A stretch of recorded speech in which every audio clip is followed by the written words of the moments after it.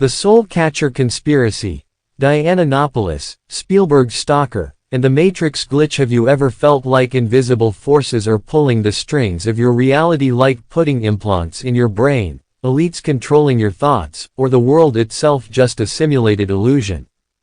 What if those paranoid whispers aren't madness, but glimpses of a hidden truth? This episode dives into the bizarre saga of Diana Napolis, the woman who stalked Steven Spielberg, convinced he was beaming commands into her mind via a soul catcher microchip. We'll unravel her claims of satanic cults and basement rituals, then connect the dots to modern brain interfaces and the chilling disappearance of tech CEO Erin Valenti, who vanished after declaring, "We're in the Matrix." Buckle up, listeners, this is where Hollywood horror meets simulation theory. Diana Louisa Napolis was a 47-year-old former San Diego County social worker in the early 2000s, but her life spiraled into obsession when she fixated on celebrities. Prior to her infamous run-in with Spielberg, she had a history of erratic behavior. In 2001, she began harassing Jennifer Love Hewitt, sending threatening letters and showing up uninvited, claiming the actress was part of a mind control plot. But her delusions peaked with Steven Spielberg, the legendary director behind films like E.T. and Jurassic Park. Napolis authored wild online tracts accusing Spielberg and his wife, Kate Capshaw, of leading a satanic cult that implanted a microchip called a soul catcher in her brain. She believed they operated from their basement, using microwave satellites to torment her with voices and commands, stealing her soul to fuel their dark rituals. It wasn't just fantasy, Napolis acted on it.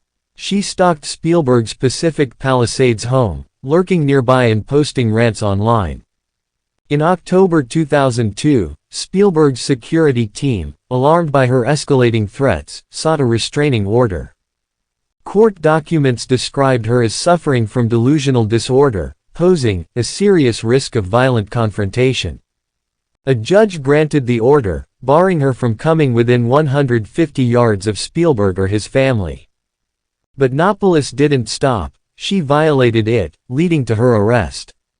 In 2003, she pleaded guilty to stalking Hewitt and was committed to a mental institution for treatment. This wasn't Spielberg's first brush with danger. In 1997, another stalker, Jonathan Norman, was caught scaling his estate wall with handcuffs, duct tape, and a knife, planning to grate the director. Norman was sentenced to 25 years to life, highlighting the dark side of fame. Napolis's soul catcher claims sound like sci-fi, but fast forward to today, and brain-computer interfaces (BCIs) make them eerily plausible. Companies like Neuralink, founded by Elon Musk, are developing implants that link brains to machines, reading thoughts, controlling devices, even promising to catch memories or souls in digital form. Conspiracy theorists argue these aren't new, they're evolutions of alleged CIA projects like MKUltra, where elites test mind control on unwitting victims. Napolis might have been ahead of her time, or a casualty of it, her rants foreshadowing a world where thoughts are hacked, and reality bends to the will of the powerful. This ties into the phrase, "We're in the Matrix, woman disappeared," a nod to the 2019 vanishing of Erin Valenti, a 33-year-old Utah tech CEO whose death screams simulation glitch. Valenti, founder of Tinker Ventures, was in Silicon Valley for a conference on October 7, networking with innovators in AI and brain tech. That night, she made frantic calls to family and friends, rambling, "It's all a game, it's a thought experiment, we're in the Matrix." She referenced the iconic film where reality is a computer simulation controlled by machines harvesting human energy. Valenti vanished after those calls, no texts, no sightings.